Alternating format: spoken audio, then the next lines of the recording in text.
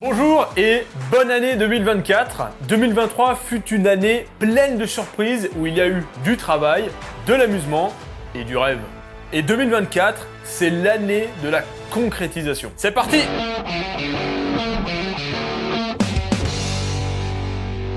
Avant de vous dire le programme 2024, j'aimerais revenir sur les trucs notables de 2023. C'est important de faire une rétrospective. Et puis ça va permettre de remettre à jour certains d'entre vous. Parce que je sais encore que dans le lot, il y en a qui croient encore que la voiture elle est électrique et que machin... Non les gars, c'est fini depuis un an les gars. La première vidéo de 2023, c'était la fameuse réception du moteur V6 biturbo qui va équiper le fameux projet Hypercar. Et ce moteur, à l'époque, il est arrivé après une année 2022 bien moisie en termes de motivation. J'étais parti sur cette fameuse solution électrique parce que j'avais craqué mon slip avec la cagnotte et de compagnie, je me suis dit vas-y là, je fais électrique, je fais un truc du futur.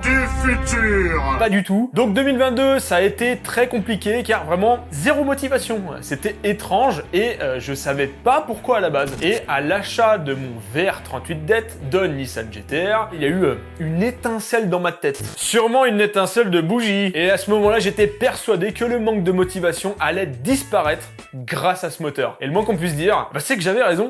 Je suis un homme simple, hein. Moteur thermique, motivation. Les 2 premiers mois de 2023 démarrent à balle. J'ai la pêche de ouf et je commence la conception de la carrosserie et de la monocoque carbone. Cette monocoque carbone, on va en parler un petit peu plus tard dans la vidéo parce que c'est vraiment THE sujet de la voiture, clairement. Entre-temps, je vous introduis le projet Seven qui a pour but de remettre de la mécanique pleine d'huile et de graisse sur la chaîne parce que oui, c'est un problème. Ça fait plus d'1 an que Benjamin Workshop, il fait de l'ordinateur et que le sujet principal de la chaîne, à savoir fabriquer des voitures, c'est plus trop ça, en fait, hein. Moi, bien sûr, ouais, ça m'embête, hein, parce que, j'aime autant concevoir que fabriquer et aller dans l'atelier, hein. Et du point de vue contenu, je sais qu'il y a 2 clans. Il y a le clan où on kiffe la conception, la 3D, machin, c'est trop cool. Et il y a le clan, je m'en bats les couilles total. Je vous vois, les gars, hein, vous inquiétez pas. D'ailleurs, certains me reprochent d'en faire trop sur la conception, mais, en fait, les gars, la GT40, c'était déjà pareil, hein. En 2017, j'avais déjà fait ça. Sauf que, en fait, j'ai vu que j'ai commencé YouTube en 2018,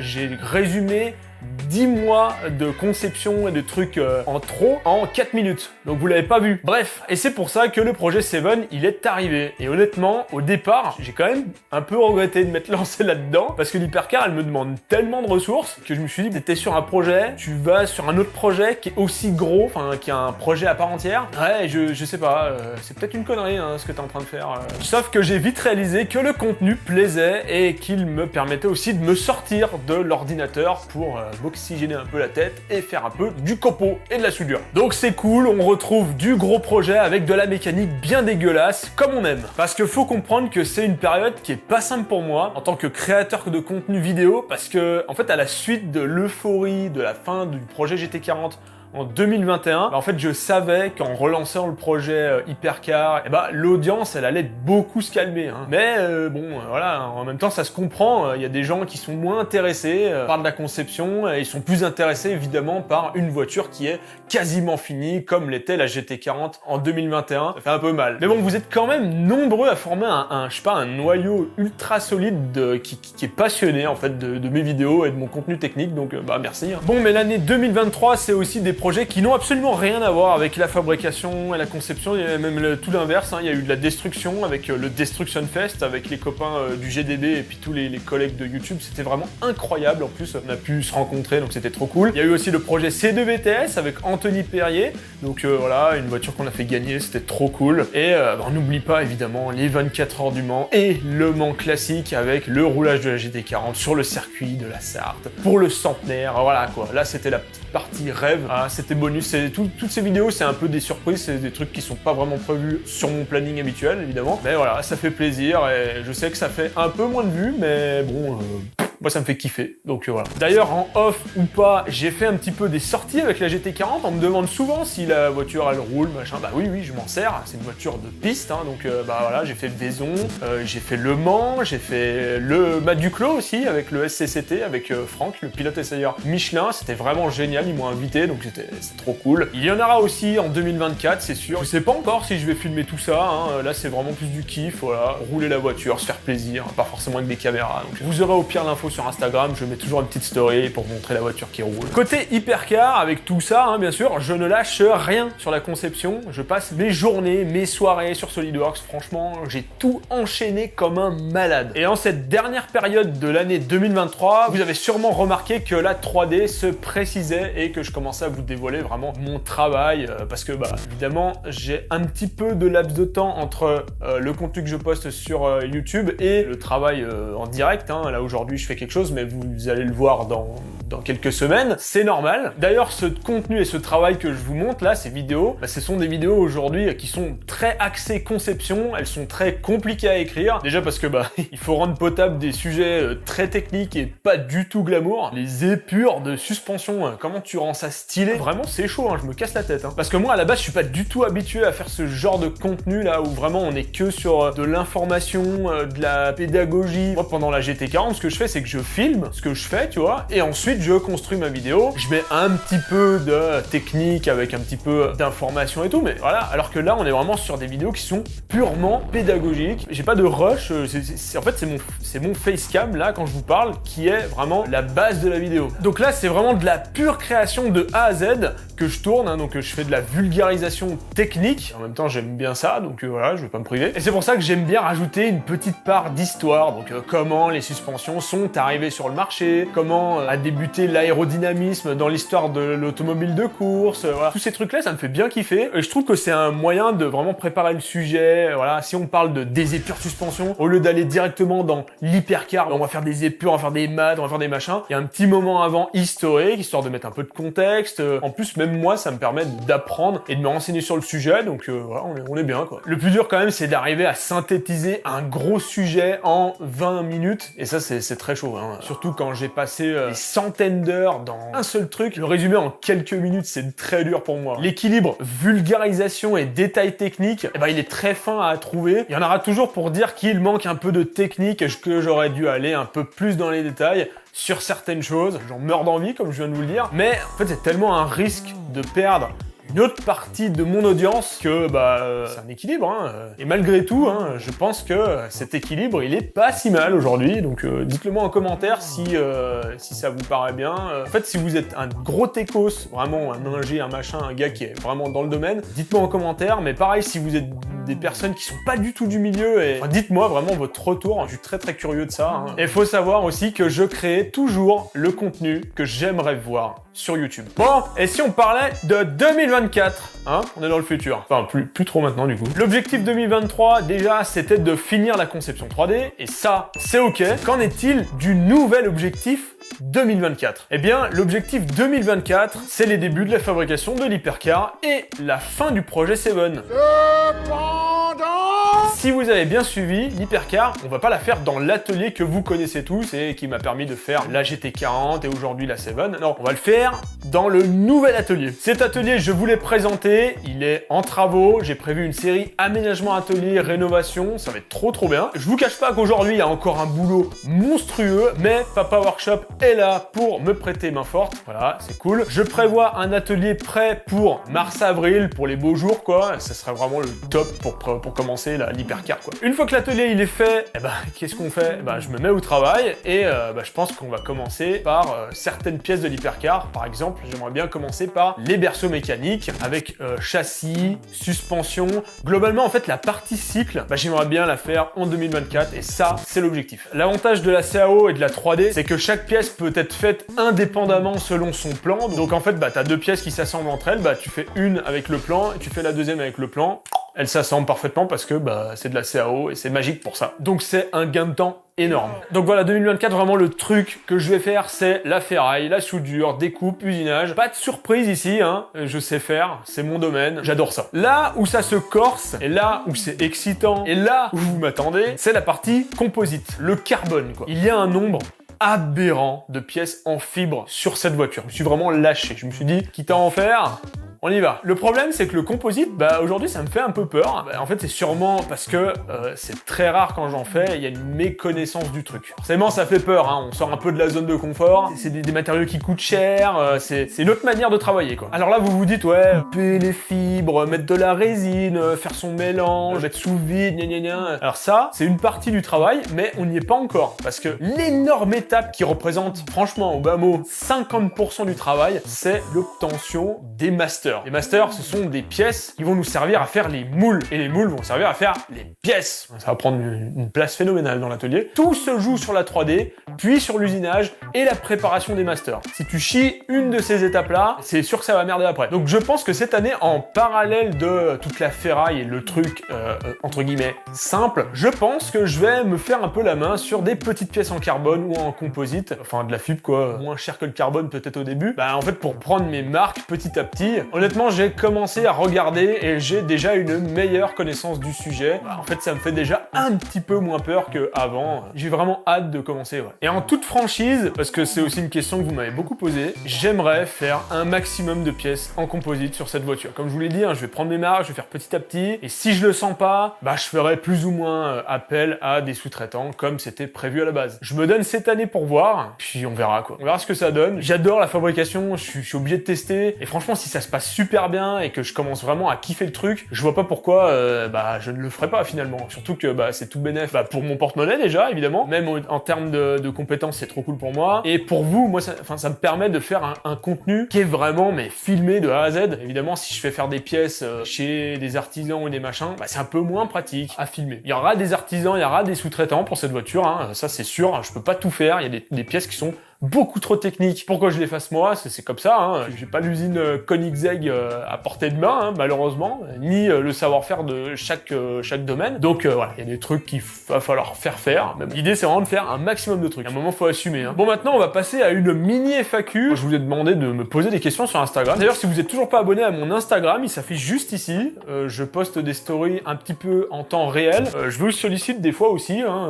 J'ai des fois des questions, des suggestions. J'aime bien interagir avec vous. Et c'est là où je réponds aux messages, donc n'hésitez pas. Première question, combien j'ai passé de temps sur la CAO? Réponse 3500 heures, je crois, hein. Ça comprend 2023, évidemment. On est à 2500 heures. Et ça comprend fin 2021, quand j'étais en train de bosser sur le design, et 2022 avec l'étude de la solution électrique, puis de la solution thermique, et un petit peu de CAO. 3500 heures, déjà pas mal. Est-ce que toute la conception est faite pour une éventuelle production en petite série? Et la réponse c'est oui. C'est un truc qui est totalement différent de la GT40 d'ailleurs. Là on est vraiment sur de la pré-industrialisation. Il n'y a que de la pièce standard, il n'y a pas de magouille, de petites bricoles par-ci par-là, en gros on prend une pièce, on fait des petits... Non, c'est vraiment de la pièce toute sur plan, toutes les CAO sont disponibles, toutes les pièces sont là, il y a même la nomenclature avec le nombre de vis exact. Là, au stade actuel de la CAO, on est sur une pré-industrialisation pour faire une petite série. J'ai pas peur de le dire. Est-ce que tu te sentais bien pendant la modélisation? Alors pour me poser cette question, tu penses peut-être que c'est une corvée de faire ça, mais non, moi j'adore faire ça, vraiment la CAO. Pour passer autant de temps, t'es obligé d'avoir de la passion et te sentir bien dans ce que tu fais, c'est obligé. Donc ouais,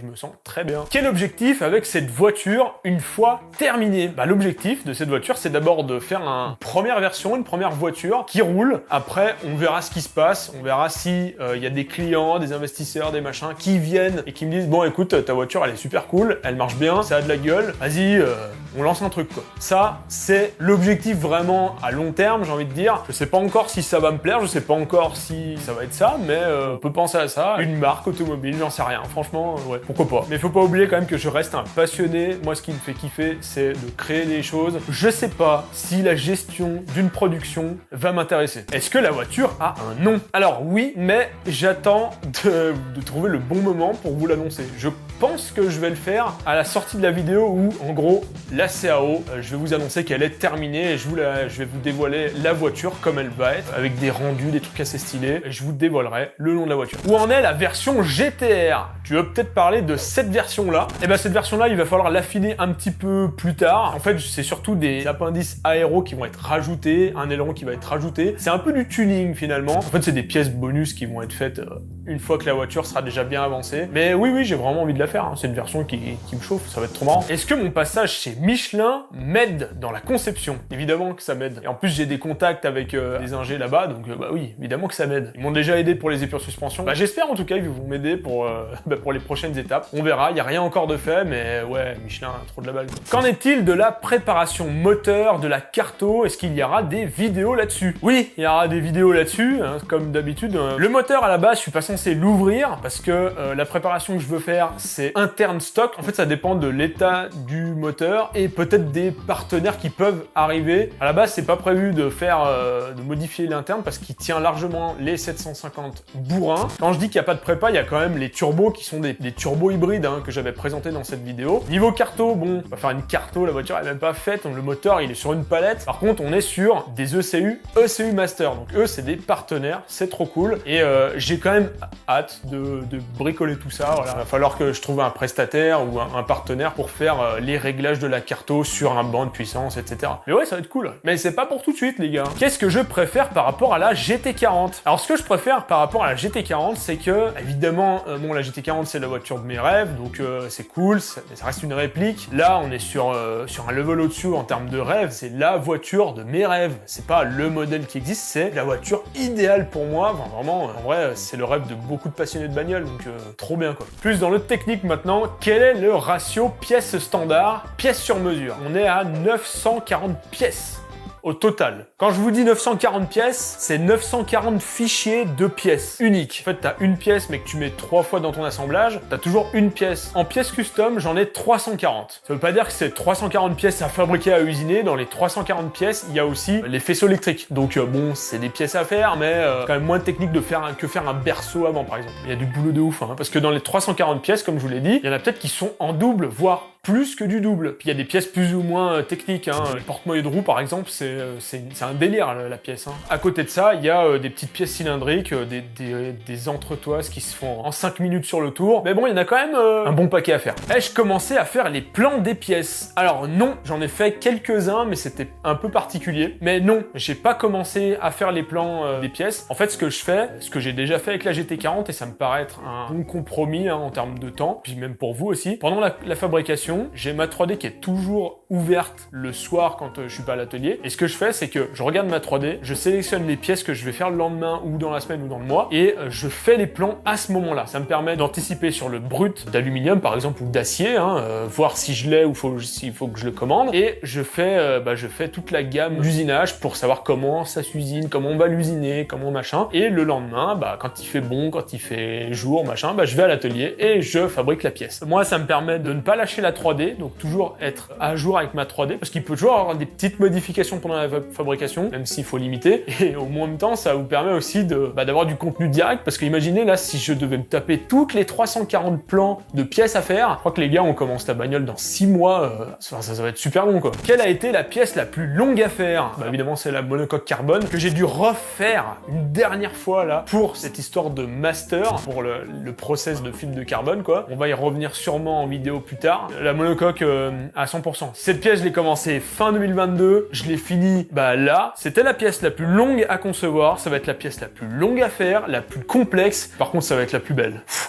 Ça va être magnifique. Ça va être aussi la plus chère de la voiture, évidemment. Vas-tu faire des pneus sur mesure? Alors non, les pneus sur mesure, c'est un mythe, hein. Je veux dire, Michelin n'a aucun avantage à me fournir des pneus sur mesure qui n'ont jamais été testés. T'as aucun retour sur ton pneu. Ils n'ont pas le droit de faire ça, en fait. Michelin n'a pas le droit de te donner des pneus qui sont même pas certifiés, qui sont même pas homologués, qui n'ont même pas... Enfin non, c'est pas possible. Et avoir des pneus sur mesure, vraiment, mais vous en rendez même pas compte. Mais le prix que ça coûte, il y a que les énormes constructeurs qui peuvent avoir des pneus sur mesure. Mais là, pour mon projet, non. Je vais prendre des pneus type Porsche. Ça marchera très très bien. Est-ce que je vais avoir des jantes sur mesure? Là, oui. J'ai déjà des contacts pour faire des jantes sur mesure. C'est tout à fait possible. Le problème, c'est que ça coûte un peu cher, même si, franchement, honnêtement, pour des jantes sur mesure, je suis assez surpris du prix. C'est envisageable, comme je vous l'avais dit dans la dernière vidéo, où je parlais des airjacks. C'est un peu comme les airjacks, les jantes sur mesure, c'est un peu du bonus. C'est si vraiment, quand la voiture elle est finie, je me dis vas-y, on se tape un petit kiff, on se fait une petite jante sur mesure là, histoire de vraiment clôturer le projet, et on met les airjacks s'il nous reste de la thune. Mais là, à partir sur des jantes sur mesure, là maintenant direct, là, c'est une connerie. Quelles études as-tu faites? Question qui revient souvent, mais je vais toujours vous y répondre. Donc j'ai fait un bac STI 2D, énergie environnement. MDR, un DUT génie mécanique et productique, une licence professionnelle en alternance en conception mécanique assistée par ordinateur, d'où le fait que je kiffe SolidWorks et que je sais m'en servir, et une école d'ingénieur en alternance. D'ailleurs, les jeunes, faites de l'alternance. C'est très bien. J'ai dit les jeunes. Je suis vieux. Mon passage chez Michou. Tu l'avais pas vu venir celle-là, hein, mais oui, c'est bien une question qu'on m'a posée. Oui, je suis passé chez Michou. Le concept, c'était plusieurs inventeurs qui venaient présenter leurs inventions et ensuite, le premier y gagnait 30 000 balles. Voilà. Et là, tu te dis, mais attends, Benjamin, t'as fait ta cagnotte et là, t'essaies de taxer Michou avec 30 000 balles et tout. Déjà, mon passage, il dure 2 minutes. J'ai parlé pendant 30 minutes. Enfin, tu peux pas résumer 30 minutes techniques en 2 minutes. Donc, forcément, ils ont fait passe sur plein de trucs. Moi, j'ai expliqué que déjà, je suis pas un inventeur. D'ailleurs, le casting, c'était... moi, j'invente une bagnole, mais je suis pas un innovateur d'une invention. J'ai quand même été pris. Bon, bah, je suis venu parce que c'était cool. Je voulais rencontrer Michou. Voilà, c'est toujours une expérience à prendre. Par contre, on ne savait pas qu'il y avait 30 000 balles à gagner. Tous les mecs qui croient que je suis allé gratter Michou pour avoir 30 000 balles, non. J'ai pas gagné 30 000 balles et je suis bien content parce que j'aurais été ultra gêné. Je l'ai dit en plus que j'avais fait une cagnotte, mais bon, ils ont pas passé le truc. Un projet hypercar miniature comme la GT40. Ouais, moi j'adore les miniatures. Et ouais, carrément, je sais pas quand. Je vous avoue que c'est un autre challenge que ça, parce que là, la GT40, c'est juste une peinture customisée. Le modèle métallique et tout, il existe déjà. L'hypercar, c'est une création vraiment de zéro. Donc, soit ça va coûter pas cher, sauf que va falloir, mais du monde, va falloir être nombreux quand même à faire des précommandes ou je sais pas quoi, ou alors ça va être des modèles beaucoup plus chers. J'ai pas encore bossé le projet, j'ai vraiment envie de faire quelque chose. La miniature, j'ai vraiment envie de le faire. On verra. Dernière question de la FAQ, janvier 2025. À quelle étape tu prévois d'être? Comme je vous l'ai dit, j'espère que la partie cycle va être bien avancée. Berceau avant, berceau arrière. Entre les deux, il va manquer un truc. Il va manquer la monocoque carbone. Et cette monocoque carbone, je ne sais pas dans quel état elle va être début 2025. J'ose espérer quand même que les masters soient déjà bien commencés pour cette monocoque carbone. Parce que c'est des pièces qu'il va falloir faire, qu'il va falloir usiner, qu'il va falloir poncer, qu'il va falloir tout préparer. Donc, ça dépend si j'avance sur plusieurs fronts en même temps, donc à la fois l'usinage des masters et la ferraille. Ah, mais en tout cas, je pense qu'on aura des pièces déjà qui seront peintes, qui seront propres. Elle sera pas roulante, comme je vous l'ai dit, il manquera une pièce. Limite, va falloir que je fasse des poutres pour relier les roues avant et roues arrière, mais j'espère que ça va avoir cette tronche-là. Mais il y aura plein de pièces qui vont être fabriquées entre-temps, parce que comme je vous l'ai dit, chaque pièce, elle a un plan. Donc si j'ai envie de faire la pièce qui tient la portière, même si j'ai même pas la portière, je peux la faire cette pièce. Bon voilà, je vais vous faire un petit récap de ce qui vous attend pour l'année 2024. Donc c'est simple, hein. Donc là, ce qui vous attend, c'est vraiment les quelques dernières étapes de la conception 3D de l'hypercar, avec l'annonce du nom, qui va arriver d'ici quelques semaines. Ensuite, et je pense que ça sera plutôt en même temps, on aura l'aménagement de l'atelier. Donc là, on va avoir les machines qui vont arriver, la peinture, l'aménagement, tout ça, ça va être trop bien. Il y aura aussi la fin de la Seven. Je pense que ça va s'étaler sur toute l'année parce que je me connais, ça va quand même. Il reste encore un peu de boulot, donc on va pas non plus se chauffer. Et je vais pas vous dire que c'est fini en février, ça sera faux. Il reste encore l'habillage et peinture du châssis qui est déjà tourné et qui est déjà fait. Et on a aussi globalement le remontage, donc avec le remontage du moteur, donc partie mécanique, la partie faisceau électrique, partie freinage qui va tout être remonté. Et on finira par une peinture et un test. Ça va être pas mal, ça va être cool. Je vous cache pas qu'il faut que je me bouge le cul pour ce projet, parce que sinon ça va être tendu pour l'hypercar. Mais ça va le faire. Une fois que tout ça est fait, on pourra enfin attaquer la fabrication de l'hypercar. Et bien sûr, dans l'année 2024, il y aura sûrement des surprises, des vidéos qui ne sont pas prévues au programme, mais qui me font plaisir de vous partager. Donc, ça va être cool. Ça vous plaît comme programme? Si la réponse est oui, n'hésitez pas à vous abonner, à liker la vidéo, à la partager, à la commenter si vous avez des questions. Je lis tous les commentaires. Je ne réponds pas à tout le monde, mais j'essaye. À la prochaine. Tchuss!